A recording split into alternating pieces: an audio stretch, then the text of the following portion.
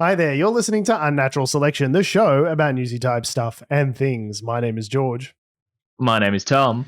And with our powers combined, we are Unnatural Selection. Make sure you visit us at our salubrious home on the web, unnaturalshow.com. Now, I'm not sure what time it is, George, because this is that, every 6 months we get the Sunday that totally fucks our brains with daylight savings swapping around. It's still a thing, even though in America they're changing that, aren't they? I think I read that recently. Rather than... It seems weird because I was like, oh, they're getting rid of daylight savings time. And they instead went, no, we're making daylight savings time permanent. Mm-hmm. But that's the... What? Why don't you just not do daylight? Huh? So you're just going to move the clock forward an hour everywhere and then just leave it at that? Yep, basically. No, it just seems real weird. Yeah, so they did vote to do that recently. I don't know if Biden signed it into law as of yet, but yeah, it's called the Sunlight fucking Freedom America Act or something. And basically it's brilliant. I love that the president can sign into law changing time itself.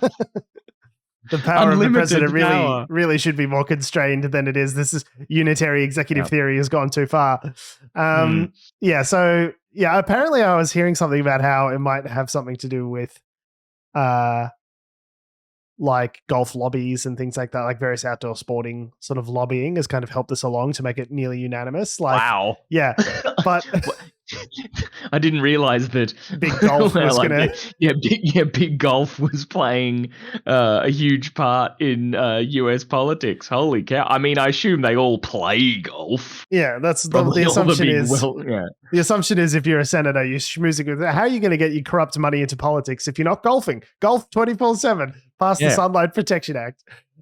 We need more light during the day so we can golf more, in which case we can strike more deals. There is a plethora of evidence to show that during these periods where the time is shifting back and forth, like the incidence of car accidents goes up because people are more sleep deprived, like heart attacks, strokes. Like it is shifting the whole population back and forth an hour twice a year is unambiguously not a good, sensible thing to do, and it's dumb that we've been doing it. Just wake up dark. It's really all we need to is just be you got to wake up and just be okay with the fact that it's still dark in the mornings, and that sometimes that's a bit sad for a part of the year. Okay, it makes I'm not a morning person by any means, but it's just it's sometimes the mornings are grim, and you just need to be okay with that. Right. Yep, I think that's fair. Great. I'm glad we got that out of the way. So as well as daylight savings top story ending this week, top story.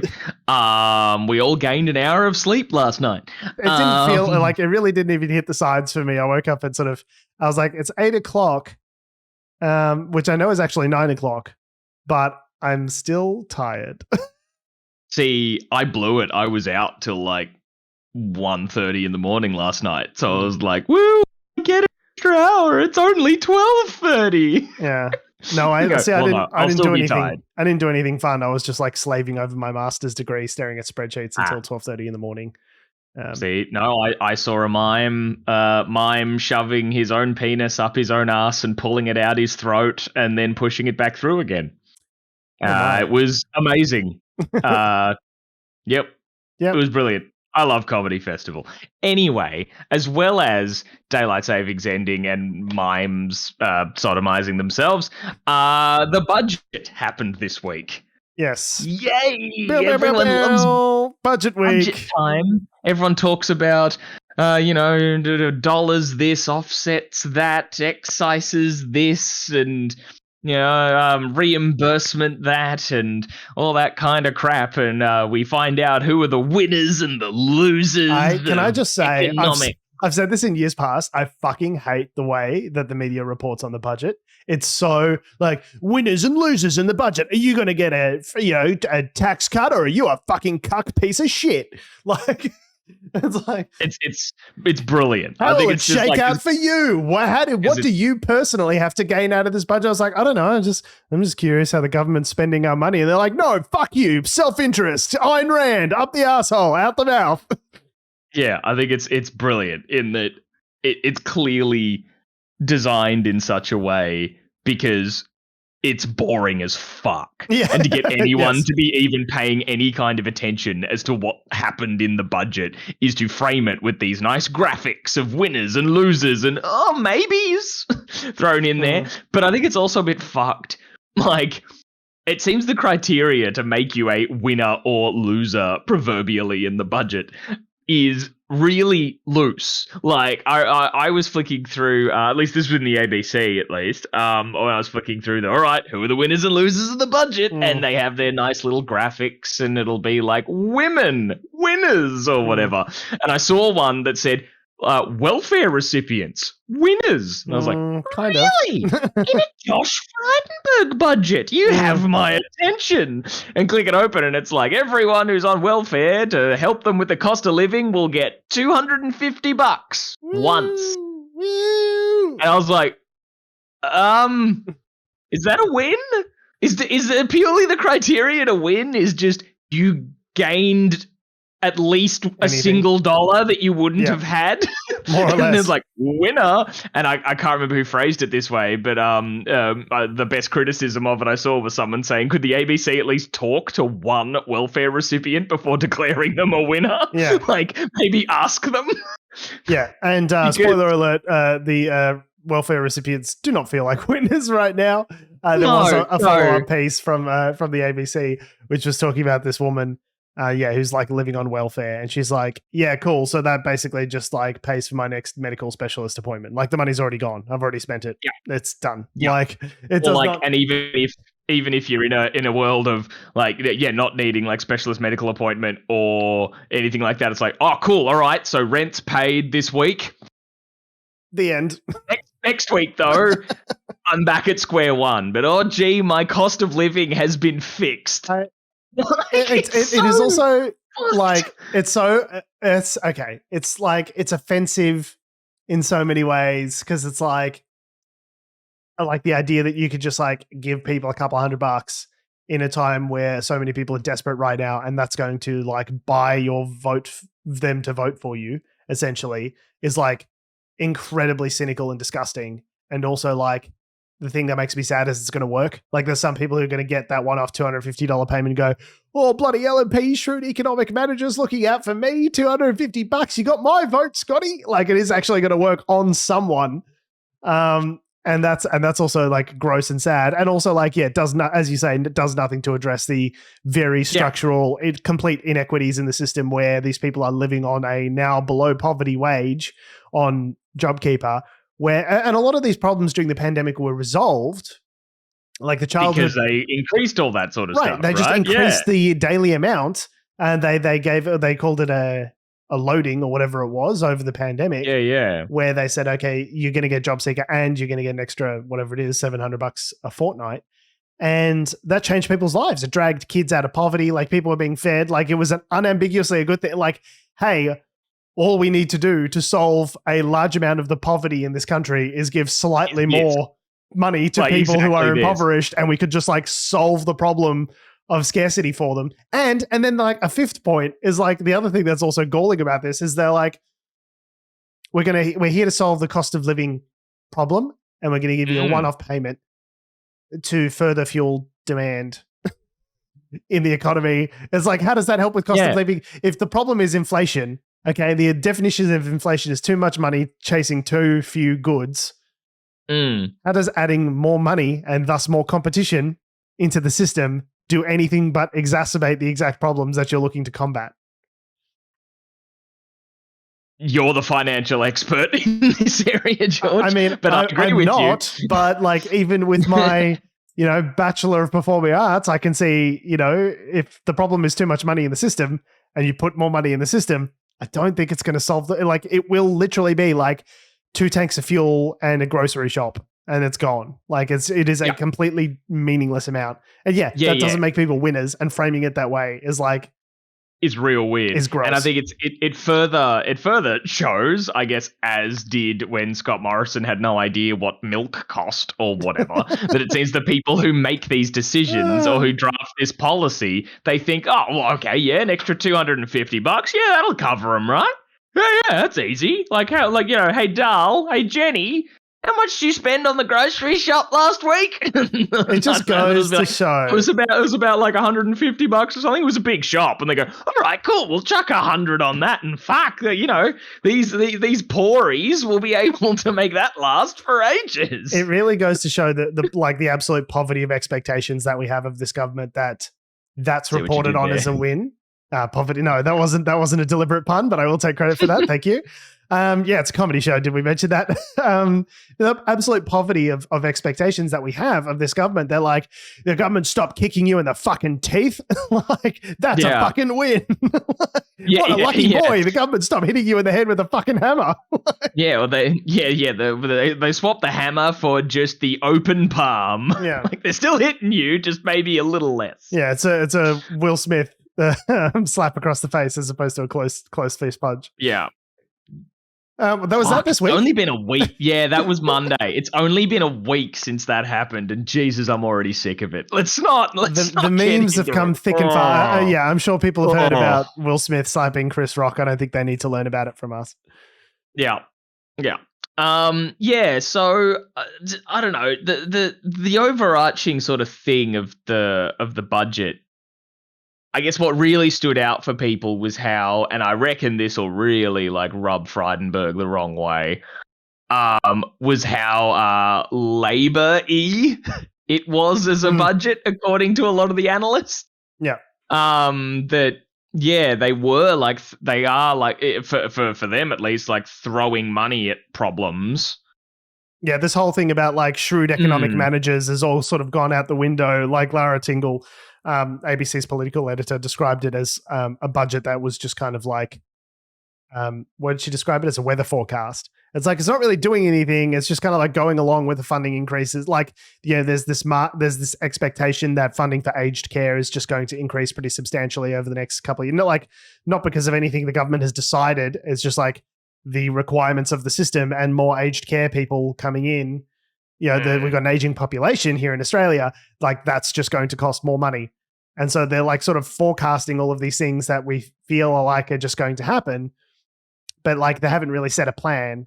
They're just like, we hope commodity prices go up because that'll be good for the budget. And we hope wages go up. We're like, fingers crossed, all these good things happen and we might be able to return to surplus in 10 years or so. But yeah, like, they're not really setting an agenda. There haven't been any massive changes, but also all of this like austerity talk that we used to hear from Tony Abbott and those sort of guys has just like disappeared. That's nowhere to be found. Yeah. And it's a Labor budget because basically everything they propose, Labor goes, yeah, we'll do that. It's like, yeah, we'll do one of those as well. Yep. Brilliant. I do love this. Yeah, there's all the fingers crossed. All these things happen in the future. It's like, yeah, you guys, if you're re-elected, you can make sure those things happen in the future. Yeah, you're in charge. Like, that's Yeah. You can't be like, oh well, gee, I hope the government does something about that. I'm sorry, what? We're who now? Oh no. Yeah, you're the government, buddy. That's us. Have been for a decade or so. God, I hope these bastards get thrown out, man. I hope they lose so fucking badly. They're just a clown car of fucking evil goons, man. This whole just a carousel of absolute self-interested bastards. Like, if it's anything like 3 years ago, we'll all be watching it with bated breath, and then the numbers from Queensland come in, and we go, and pour another glass. And we're just getting it through now, just on the ticker tape. And Queensland's still racist. It looks like Labor's lost. But there's been some interesting other things in the budget as well. I mean, a big thing was what everyone was talking about, fuel, because, fuel prices just recently skyrocketed due to the invasion of Ukraine and all these sorts of things. So yeah, they're cutting the fuel excise for 6 months. And can I say, I definitely did not call that. Like, I think we talked about it maybe 3 weeks ago. The South Australian Premier made an appeal to Josh Frydenberg saying like, for them to do something, cut the fuel excise, do something about it. And I was like, we're a couple of weeks away from the budget. There's no way that they'll do something last minute. Like, everything's already been drawn up. And like, sure enough, no, there were no big plans in place. They've obviously just gone, actually, that sounds like a pretty good idea. Like, there are no long-term plans. It just goes to show they're flying by the seat of their pants, doing whatever will benefit them politically in the short term at all times. Like, Sorry, you were saying. But they're only doing it for 6 months and all that sort of stuff. But I guess it's another interesting thing where it's like, yeah, they can cut the excise, but that won't stop like businesses just getting an extra, what is it, 44 cents a litre? There's no obligation for them to pass it on to the consumer. So they can pass it on to the consumer. Leave their prices where they are and just be more profitable. Just be more profitable. So I guess it's kind of like, like that's kind of maybe another, I don't know if that's necessarily the government's fault, but in a sense, if that seems to just be an aspect of the can-do capitalist system, maybe we should change. If that's like what the point of cutting the excise is to like save costs of living for people, but it's like, but actually no, there's no obligation to do that. And people who are like, wait, you mean I'm not beholden to like literally anyone and I can just pocket this cash? Of course they're going to do it. Yeah, can-do capitalism or can go fuck yourself.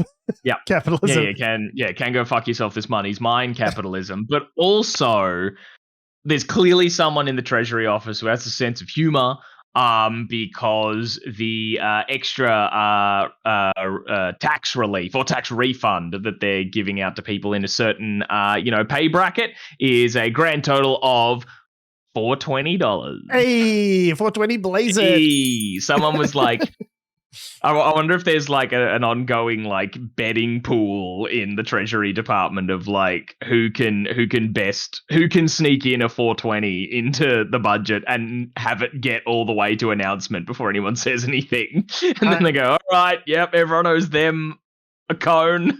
I don't know. It was not the 420 announcement that I was hoping for, but I'll take it nonetheless. Yeah, so the low and middle income tax offset, I believe it's called, or the Lamington, which is Lamington, because it's like LIMTO or something. Kind of looks like Lamington. I don't know. They're just like, it's a little sweetener, right? So it's a little Lamington sort of thing. I was going to say, what does it have to do with like a cakey, chocolatey coconut treat? No, nothing whatsoever. It's just like they're trying to make the budget fun, Tom. It's so dry. Right. Yeah, that's true. There's Lamingtons. Lamingtons as 420. There's something fun for the whole family. Yeah, so there's a whole bunch of hand grenades that they've basically thrown into this budget that are due to expire in the next term. So like the low and middle income tax offset, this fuel excise, which expires in 6 months. Like I kind of feels very deliberate that there's all these little sweeteners that they've thrown in there to try and win the election, and they've kept them short term because like, we're responsible budgetary managers and we want to, but like, I think the purpose of it is to throw a hand grenade into Labor's first term. It's be like, your Labor's increasing tax on people, like even though these are always meant to be short-term measures, they're like, look at the cost of living. Labor's trying to slap you with an extra $1,000 tax. That's pretty fucked, don't you reckon, Rupert? And then the Rupert Murdoch puppeteer who's operating the journalist goes, yeah, that's right, correct. It sure is. It sure is fucked. And it's also just, a further sort of piece of information that makes me angry is that like, that the welfare recipients get $250 as a one-off, and effectively people earning, I think, what was it, up to like $120K a year or something? Yeah. Get $420 effectively in a one-off in their tax refund. And it's like, it should be the other way round. I don't know, you'd think that people making $120K a year don't need as much of a handout as the people who are living on welfare. They're probably fine. I don't get how this doesn't compute in some people's brains. It really, like, there is just a bias, I think, in the minds of Liberal voters that are like, that whole like sort of welfare queen, dole bludger rhetoric has just like, it's deep. It's embedded very deeply. And this idea that, if you've got a job, you are a virtuous good person. And if you don't have a job and you're living off the dole because... Even just the word dole, like where the fuck did it off welfare, off government assistance because you've fallen on hard times, like the sort of thing that can happen to literally anyone at any time. You're somehow lesser than or less worthy or less. But you're right. That's where the money would make the most difference. Like, yeah.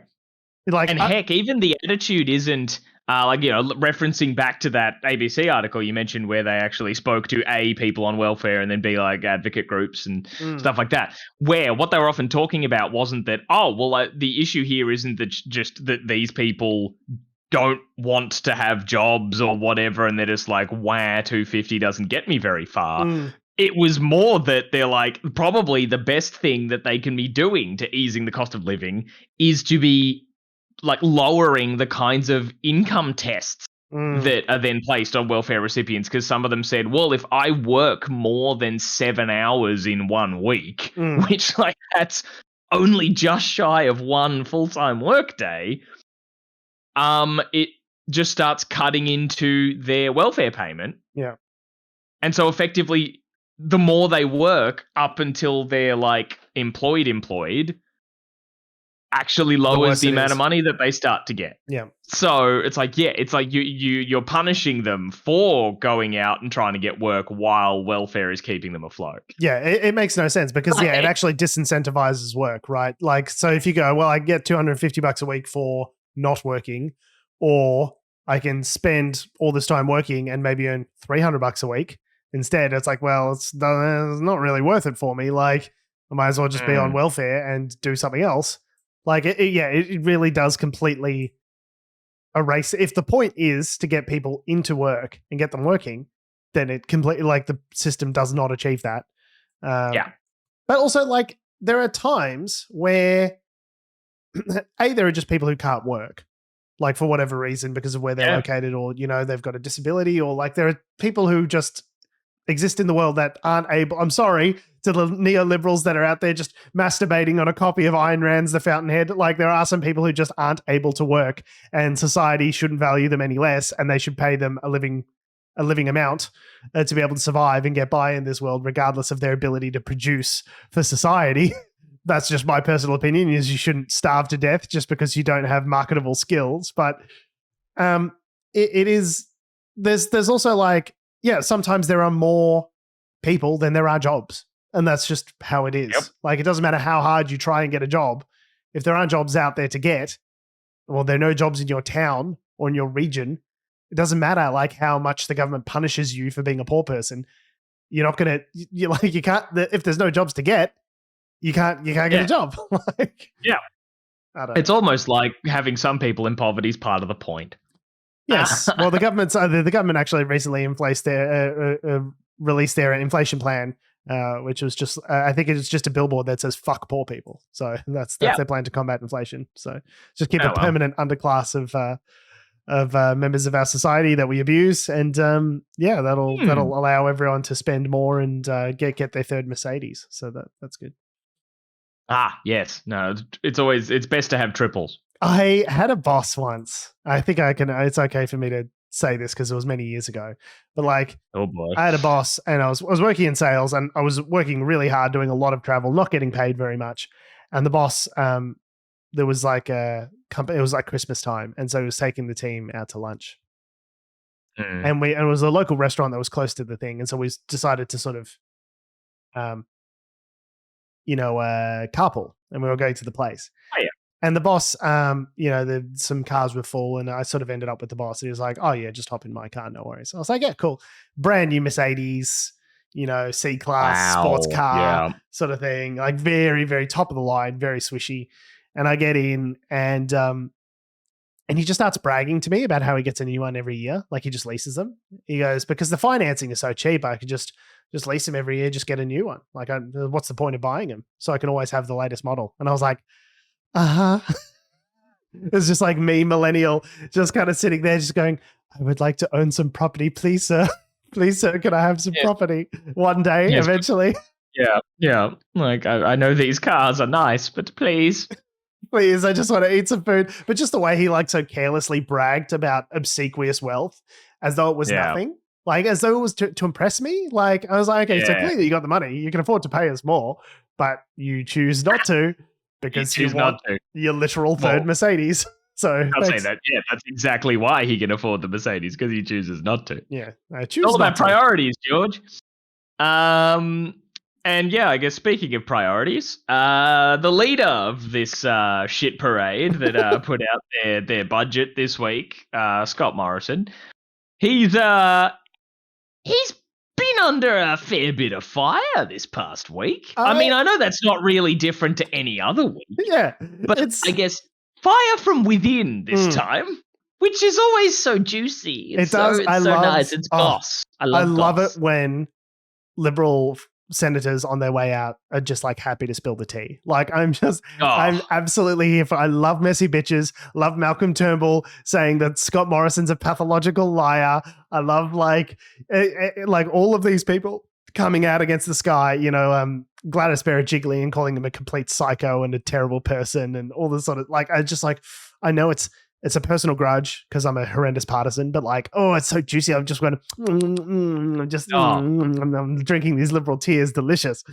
Oh yeah, it's just lovely. Like, you know, it's Schadenfreude at its finest. So it turns out ScoMo may have, well, there have been allegations that Scott Morrison, future former Prime Minister of Australia, has denied explosive allegations that have emerged about his behaviour while fighting for Liberal pre-selection in 2007. So if you hop into the Wayback Machine with me, Tom, we're back in the Wayback Machine. It's 2007. The Cronulla Riots were about 2 years ago, which is a nasty series of like vicious racial riots and attacks between members of the Lebanese community and white nationalists in Sydney, in Cronulla, which is part of the seat of Cook. Now, the seat of Cook, 2 years later, 2007, Scott Morrison and Michael Towke are fighting for pre-selection for this seat.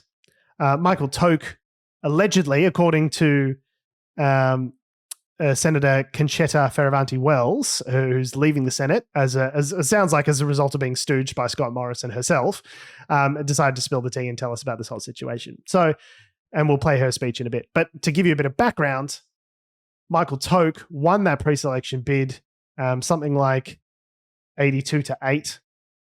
Like absolutely smashed Scott Morrison. Yeah, like fucking crushed him. Yeah. Like it was a real just 82-8. Yeah. So that's what she claims. So absolutely like fucked Scott Morrison into the dirt on that one. And then Scott Morrison went to everyone's favorite zombie from a Labor zombie from the past, Sam Dastyari. Yes. And said, "Hey, Sam Dastyari, former disgraced Labor senator, who was resigned amid corruption allegations after he took some money from a Chinese businessman to pay some legal costs."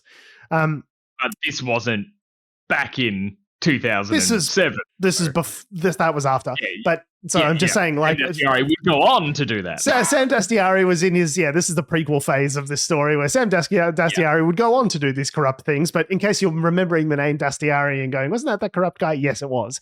Sam Dastyari is gone to, and they say, "Hey, we know you were friends with Michael Towke. He used to be part of the Labor Party in uni back in the day, and you guys knew each other. Can you give us some dirt and like fucked up shit that we can talk about Michael Towke in order to discredit him and try and win this pre-selection bid back?"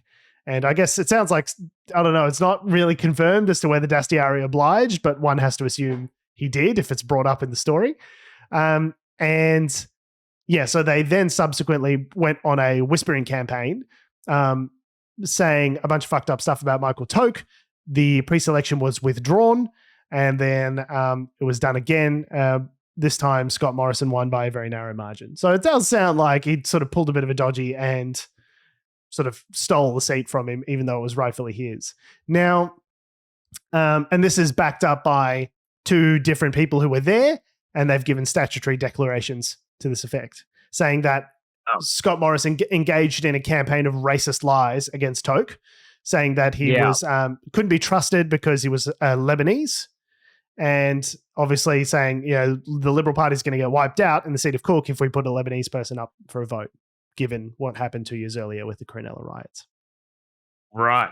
And there was also like allegations that he was a Muslim and that would be a bad thing because I guess Muslims are bad. But he's not even a Muslim. He's like a Coptic Christian or whatever.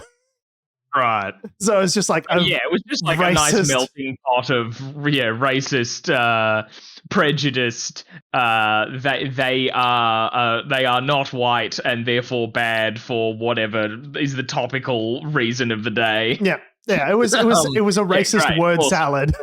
And basically that's how Tokar got ousted and didn't make the pre-selection bid. And subsequently, Senator McAllister said that Towke actually got a substantial defamation settlement over the news reports on that incident. But obviously, by that time, the damage has already been done. Scott Morrison's in the seat of Cook, and the rest, as they say, is history. But it is interesting that these allegations are coming out at this time, given that we are mere weeks away from an election, if they would just call it already. It doesn't look good. No, it doesn't look great. And also just whenever I see like the headlines about this story and it's all talking about, Scott Morrison dismisses pre-selection allegations or denies like the whatever, I'm like, call me when the story is that he's like, yeah, that happened. I don't know, just every time someone comes out and says Scott Morrison's a piece of shit, and the response is always, he denies he's a piece of shit. I'm like, yeah, of course. Legal said that we had to say, legal had to say that we mentioned, he denies it, obviously, but yeah, and just like, the day that it comes out where he's like, no, 100% accurate. Yeah, fuck him. And he's like, I'm sorry? He's like, yeah, I did all that. I mean, he obviously, I can't say equivocally that it definitely happened, but it seems like there's a lot of evidence that it did happen. I'd be curious. Well, and just the way he answered the question as well, when he was asked, it was like, hey, there were allegations that you went on this whisper campaign saying that Michael Towke was a Muslim, and is that why you won the seat of Cook sort of thing in 2007? And he just answers immediately. He just goes, no. And I was like, man, if someone said I had engaged in a racist whisper campaign that was completely fabricated and I'd never heard of it, my response would be, what?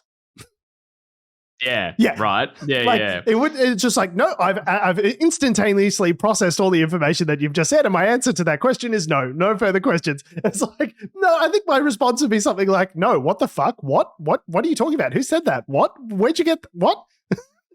What? Why? No. What? But then also, I think you'd be falling into the trap, though, George, of the talking way too much. He was like, what? No, of course not. Of course I never said anything racist or mentioned anyone's Lebanese heritage in 2007, specifically after the Cronulla Riots. Why would you say that? Why would you accuse me of such a very specific thing?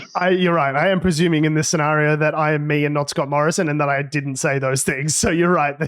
That's where I failed. That's where I failed to make that leap of logic. No, of course I never crapped myself at Engadine Macca's in 1997. What an outrageous allegation. And the Sharks certainly hadn't lost or won or whatever it was. I can't remember if he shat himself because they won or lost. I've never actually looked into the sporting history of the allegation of Scott Morrison shitting himself. Believe it or not. I've already gotten everything out of the story that I want. I got everything I needed, thanks. Yeah. So we're going to play a bit of audio of Conchita Fierravanti Wells. She's gone from Conchita Worst to Conchita Best. And I was proud of that. So I'm just going to let you bask in that because I feel that appropriately sets the atmosphere for that joke. I feel like it was pretty good. Anyway, so she was absolutely scathing this Liberal Senator, Fierravanti Wells. Is the one who sort of brought all this to light, and she was obviously very unhappy with Scott Morrison. And the context of her delivering this speech was her, she's an outgoing senator, right? Correct. Yeah. So it sounds like there's been some sort of fuckery in the New South Wales. This is another big story that we haven't really covered, but basically the Scott Morrison and his pals federally have been kind of muscling in on the state New South Wales Liberal Party and just kind of like making captain's picks as to like who sits where, rather than letting the pre-selection process happen more democratically as it's supposed to. And to the extent that I think Laura Tingle said on Insiders this morning that by allowing this to go through and not kicking up a fight and stopping Scott Morrison at this stage, it would basically become the party of Scott Morrison. If you get to handpick everyone who sits in your government as a member of your parliament, like it essentially becomes not the Liberal Party, becomes the Scott Morrison Party. So it's kind of like a last ditch attempt to stop him. Well, you'd stack it with your friends. Of course, with your cronies. Yeah, of course. So here's Conchita Fierravanti Wells launching a blistering attack on Scott Morrison, which was like definitely not what he needed right now, and it just makes me kind of happy. So let's have a look. Acting Deputy President, given the events and outcomes of the dodgy pre-selection where I lost by a handful of votes last Saturday, my time in this place will finish on 30 June 2022. Accordingly, there are a few matters I wish to place on the record before my departure. Many in this place would be aware of the history I have had with Scott Morrison. Let me give some clarity and context to that history so there can be no misunderstanding. In order to understand the man, it is best to look at his past actions. While professing to be a man of faith and claiming centre-right status, Morrison is a product of the left, having worked for Bruce Baird. He is adept at running with the foxes and hunting with the hounds, lacking the moral compass and having no conscience. His actions conflict with his portrayal as a man of faith. He has used his so-called faith as a marketing advantage. We learnt the leader of his Hillsong church group, Brian Houston, was a mentor to Morrison. Houston recently stood down as head of Hillsong because he was charged with sexual offences. It is noteworthy that in the past, Houston flew top cover for his pedophile father. When Morrison worked for Tourism Australia, he backstabbed his minister, Fran Bailey. Eventually, he was fired from the position. As State Director of the New South Wales Division of the Liberal Party, Morrison honed his manipulative skills when overseeing the Wentworth pre-selection to unseat Peter King. About 120 membership applications were rejected to help Turnbull get selected, the person Morrison ultimately backstabbed. Morrison might profess to be Christian, but there was nothing Christian about what was done to Michael Towke. When Morrison made his run for the seat of Cook, there were several hopefuls, including Towke, Fletcher and Coleman. Towke won the ballot on the first round with 84 votes. Morrison got 8 votes.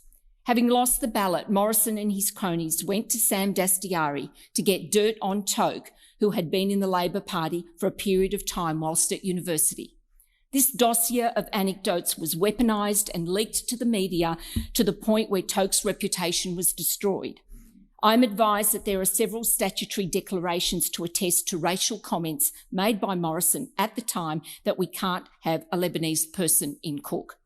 The state executive voted 12-11 not to endorse Towke and ordered a modified selection process.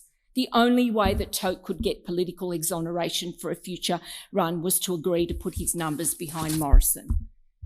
Morrison met with David Clark and I and promised various things. Of course, he took our votes and never delivered.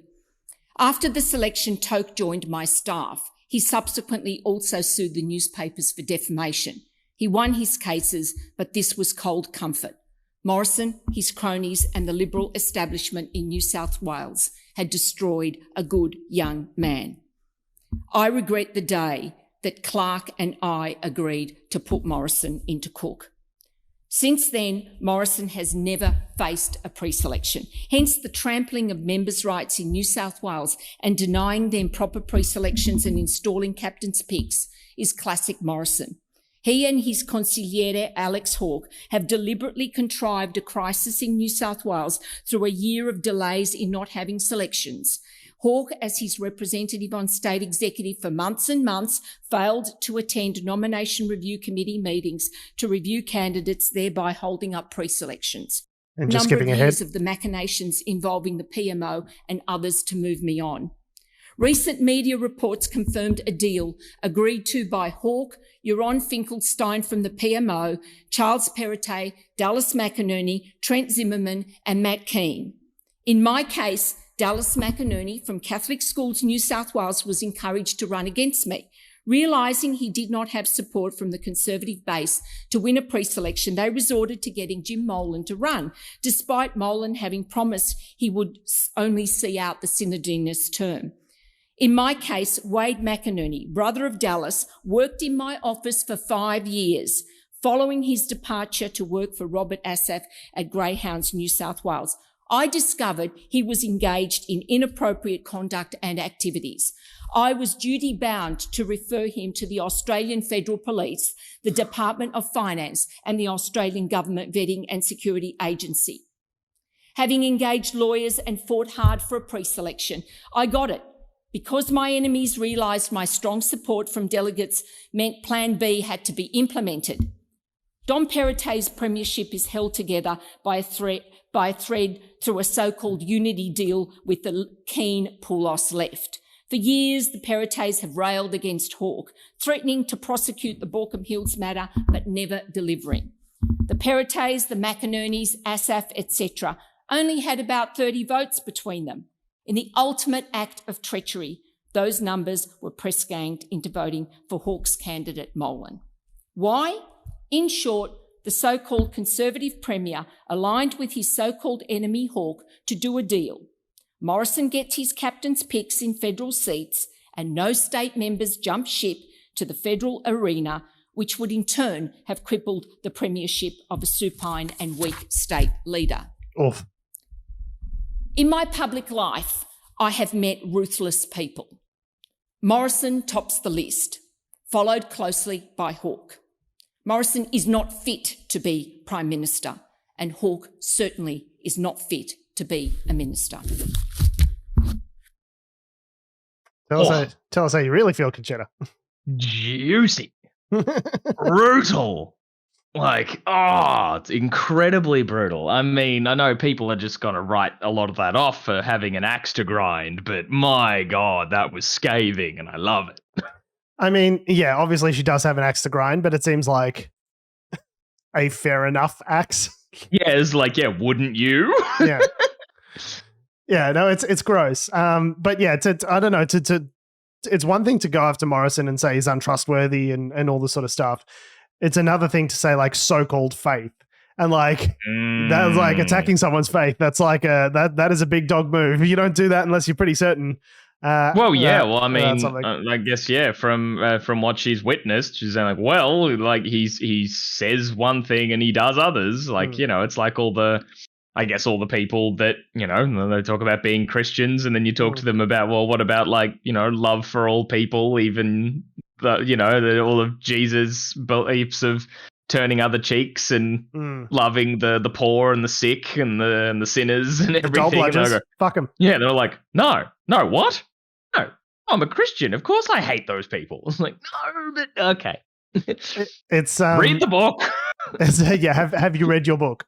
Yeah. It is it is a pretty stunning rebuke, and it's something that Scott Morrison certainly did not need in the short-term run-up to an election.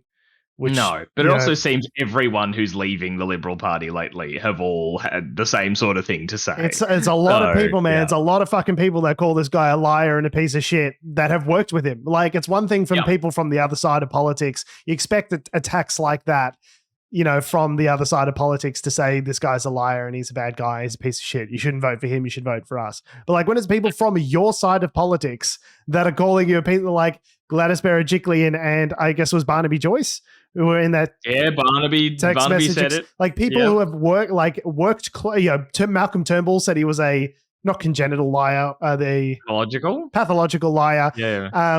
It seems like a lot of people who have worked closely with this guy have said he has not got the character to be Prime Minister. If there was, you know, people that I knew, imagine co-workers of yours from the past getting on national television and being like, Tom's a fucking sociopath. You're like, wow. It'd be, I don't know how I'd sleep at night. I think to take a few goes of April Sun in Cuba on the ukulele to like distract me from that. I have to retreat into my safe space and at least a couple rounds of April Sun in Cuba to get you back to baseline. But the difference is, Tom, is you have shame. See, yes. So, I keep forgetting. Yeah, it does take a certain kind of sociopath to just like take that and keep walking into the sea. Yeah, not walk into the sea. Exactly right. That. Yeah. That's just a I'm done moment after enough of that. We're going to skip some stories just for time, but there's a particularly fun story about Russian forces in Chernobyl. Can you tell us a little bit more, Tom? Well, yes, as we talked about a couple of weeks ago at the start of the invasion of Ukraine from Russia, that Russian troops had captured Chernobyl in the exclusion zone, where we were all like, oh, good. That's not great. A stray bullet might damage something in that facility, like, I don't know, and cause like an international incident. Well, that hasn't happened so much, but the Russians have recently relinquished Chernobyl back to Ukraine. They have surrendered it, and they have headed off back to the Belarus border. Why? Because the troops who were there after they captured it have been reported as been digging trenches or foxholes or whatever in the forests around Chernobyl, disturbing the soil, and up come the radiation. Like, I mean, I don't know if anyone who watched the Chernobyl TV series 2 years ago, sort of when we were all in lockdown, a part of the plan that they talked about to try and like curb the radiation was to overturn the soil, which digging undoes. So yeah, all those Russian troops kind of signed their own death warrants in that sense, and that's very scary. So just to clarify, all of my knowledge about Chernobyl comes from the HBO series Chernobyl. So that's basically the vast extent of my knowledge on the matter. But yeah, it does seem like disturbing the soil in the red forest, which is red because all the trees died of radiation poisoning, should be a bit of a clue. You should probably not be digging trenches and like running ATVs through there and like kicking up. It just feels like apparently some of the Russian soldiers. Now, I don't know how you'd verify this or not, but some of the reports said allegedly that some of the Russian soldiers like didn't even know what Chernobyl was and like weren't even aware of where they were or what they were doing. They were just there under orders. And and apparently a lot of these these guys that were digging trenches were like immediately sick with radiation poisoning, which means they must have been exposed to a fuck ton of radiation. And because it gets in your lungs, that's like internal cancers like these. And part of me wants to be like, haha, Russia sucked in, you idiots. But then another part is like, these are just like 18-year-old kids who are just going to die of cancer in 5 years as a result of this. And it's like completely avoidable and unnecessary. Like, oh yeah, I mean, any way we've swung any of this in terms of like discussing the Russian troops. Like, I mean, sure, there'd be people like, you'd know you're signing up for an army that's being commanded by Putin, but at the same time, it's like, but they're still well, a lot of them are conscripts as well. A lot of them don't are even have a choice. All that sort of stuff. It's like whenever I see, when late night shows talk about like, and reports of like Ukrainians shot down like 40 planes today, and everyone goes, yeah. I'm like, no, people that killed people. Like, I know they're the invaders. Are you talking about Colbert by any chance? I remember Colbert's the first time I clocked it was when they listed like how much the Ukrainians were kicking ass, which great. That, like, they're the side that we're on in this war. But also it was kind of like, go get them. And I was like, no, that's death. Like, the people died in those planes. Like, Putin wasn't flying the plane, you guys. Some 19-year-old was. Yeah, it is so funny you mentioned that because I remember I listened to his the show they clip. Or the most, like, anything that's not, like, overly visual, they clip and put into a podcast now, which I listen to. Oh, yeah. So it's like, I remember hearing that and being like, is it just Americans being, like, very America, fuck yeah, because, like, in war? Is that what it is? It felt weird because, I love Colbert. Yeah, he's normally, like, very progressive. And it was like, I get that the impulse is to be like, fuck you, Putin. But yeah, as you say, like, people died. Like, the war is never a good thing. And Putin's not the one people die on both sides. Killed. Yeah. And these are just guys. Like, yeah. So these guys who were digging the trenches in Chernobyl, like, just people who are now going to die very horrifically. Like, I remember that.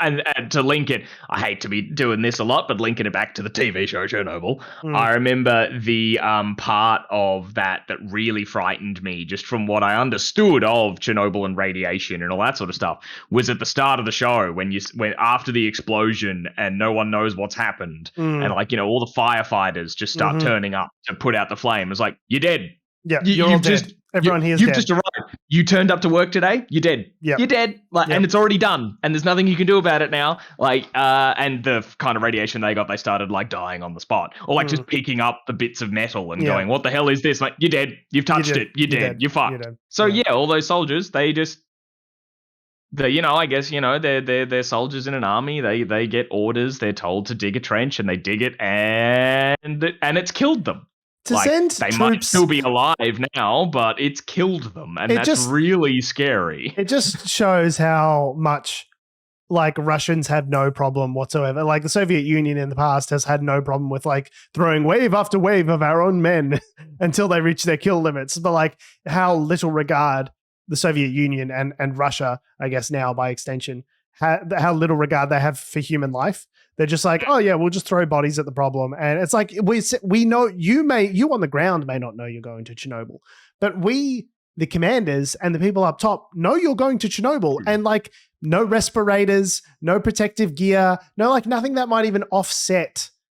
And it was like such a Pyrrhic victory because they've pulled out. Like it's like, oh yeah, we won Chernobyl because like something nuclear Ukraine, they're dangerous, they can't be trusted with the nuclear site that they've had control of for 30 years. Yeah. Like, but also the nuclear site that's a death trap. Because like Russia has thousands of nukes. So it's like whatever, like it didn't even pose a strategic advantage. And they're like, well, we've got a bunch of Russia radiation poisoning for our guys. We're just gonna head out of here. See you later. Well, yeah, and crazy. I guess it's whether or not a thing of, I don't know, maybe this is just me overthinking it a bit, and I have no like real anything to base this on, I suppose. But it's whether or not it's a matter of, have the Russians decided to make a strategic withdrawal from there, or is it just the soldiers left? Like, you know, they're just going back to the border because, like, fuck, we're not staying here. Like, you're seeing your mates just start digging a hole and then suddenly start vomiting or whatever. Like, if they're getting really that sick that quick. I mean, yeah, I don't know. It was terrifying just to sort of learn. Like, yeah, like, as you said earlier, there is a bit of a, like, whoops, you idiots. But then also, but, you know, this element of idiocy is going to kill a lot of people in a very awful way. There's a certain amount of Schadenfreude, but yeah, you have to remember that the people on the ground enacting the wishes, the orders of their leaders, who have been some of whom have been conscripted against their will. It's just like, yeah, I don't know. You just it makes you reflect on the humanity of it all. And I know there's like nothing funny about this whole conversation, like Russia and like I'm trying to like find the lighthearted, funny side of radiation poisoning, but it's just not coming to me, Tom, for whatever reason. It's not like the jokes aren't flowing for some reason. Nah, it's just sad. Yeah, I think it's just and just I think to frame it around the broader thing, as we said before, like in referencing the Colbert Show and all that, it's kind of like, hey, yeah, like I don't know. I'll allow you your celebration if it's like Putin gets tried at The Hague or something. Sure. But I don't know, maybe just faceless young Russian soldiers being killed. Maybe don't cheer that. Like, there's other ways for you to be saying, like, we admire Ukrainian bravery and their, like, strength in all this without being like, fuck yeah, put a bullet in all of them. Like, I don't know, just I think, do you think it's a product of the sort of kind of like talk show environment? Is you're there, someone's come and done a warm-up act, everyone's like laughing, it's a crowd, like the whole thing is like, it's like big energy, and they just misdirect that big energy even to like sad fucked up things, and it's like, oh, that seems a bit tone deaf. What would be really dark is if, you know, obviously you never see this on the TV show, but whenever I watch TV shows that have scenes set in the filmings of TV shows, there's the applause signs. Like, I don't know, if they're just like, Colbert starts listing off a news headline, like I think at the time he's quoting like a headline rather than just being like, we've compiled a list and them down just to be like, yeah, you know, reports say they shot down 40 planes or whatever. And there's bink, bink, applause, applause, applause, applause. And everyone's just so, caught up in the thing that they're like, fuck yeah, wait a minute. Wait a minute. Fuck those other human beings. Yeah. Yeah, what am I doing? Wait, how did I get here? So, yeah. But, Chernobyl frightens me just as kind of a concept as to what it is, just what the location now is like. And the show greatly exacerbated that. I don't think I was ever like really sort of understood the very real threat that Chernobyl posed to like the rest of the world, like not just Europe, but also like elsewhere in the world. And it was like a huge, like a massive, large scale disaster. And I don't think I really appreciated that until I watched the show. And now I'm like, that's something that's like quite scary. It's like that area around Chernobyl, that area is poisoned for like 10,000 years. Like it's just like permafucked, that whole area in like for all of human history, like assuming we don't kill ourselves in the next generation. And like for the rest of human history, this area is just a blight. And like some areas are like habitable now or more habitable than they were 30 years ago. But like, or that you can spend time in and not die. nuclear, you wouldn't want to live there. Nuclear, I like the idea of nuclear accidents and nuclear war is like freshly terrifying, knowing what I now know about Chernobyl. Because it's like, I don't know, if a bomb gets dropped on a major city, like that city's done. We don't have that city anymore. Like we can't go back there. Like, and for like Nagasaki and Hiroshima, it's like the people who died instantaneously kind of had it the easiest. It was the people who were then around and like outside that immediate blast zone who had it the worst, because like they have to then agonizingly die of radiation poisoning, which might take months or years. And like all these kinds of cancer, like it's just the worst. I don't know how this thing is allowed. I don't know how we ever allowed it to happen.